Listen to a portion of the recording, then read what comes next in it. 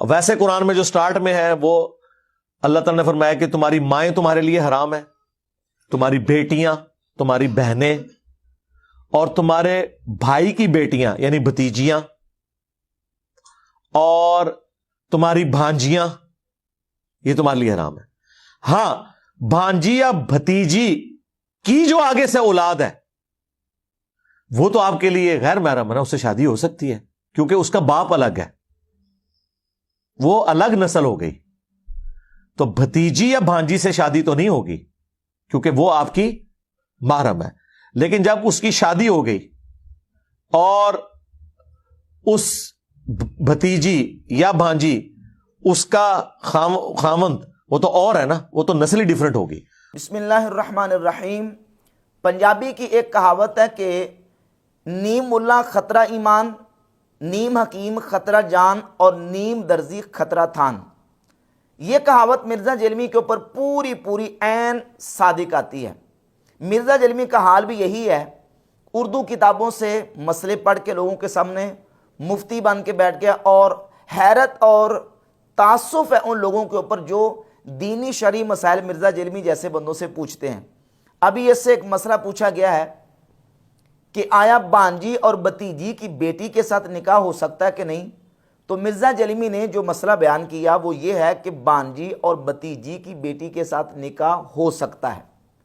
15ویں صدی کے اندر مرزا جیلمی نے جو مسئلہ بیان کیا ہے، اسلام کی سابقہ 14 صدیوں کے اندر، بلکہ 15ویں صدی کے اندر بھی مرزا جیلمی کے علاوہ کسی نے یہ مسئلہ بیان نہیں کیا۔ مجمع علیہ اور متفق علیہ یہ مسئلہ ہے کہ بانجی اور بھتیجی کی بیٹی کے ساتھ نکاح حرام ہے۔ جو حکم بانجی کا بھتیجی کا ہے وہی ان کی آگے بیٹیوں کا حکم ہے۔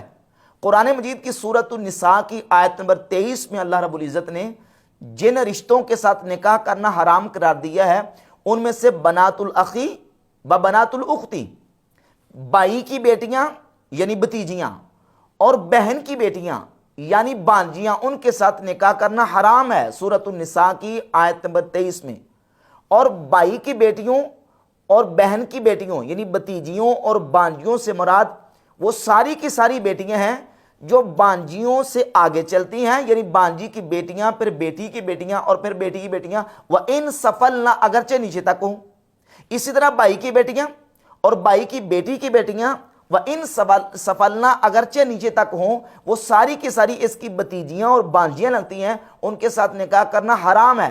یہ امت کا مجمع علیہ متفق علیہ مسئلہ ہے، لیکن مرزا جیلمی اپنی ضرب تقسیم کر کے اس نے اس مسئلے کا جو جواب دیا وہ یہ ہے کہ بانجی اور بھتیجی کی بیٹی کے ساتھ نکاح کرنا جائز ہے۔ لا حول ولا قوت الا باللہ، ایک مجمع علیہ اور جس پر امت کا اجماع اور اتفاق ہے، اس حرام رشتے کو مرزا جیلمی نے 15ویں صدی میں حلال کرنے کی کوشش کی ہے۔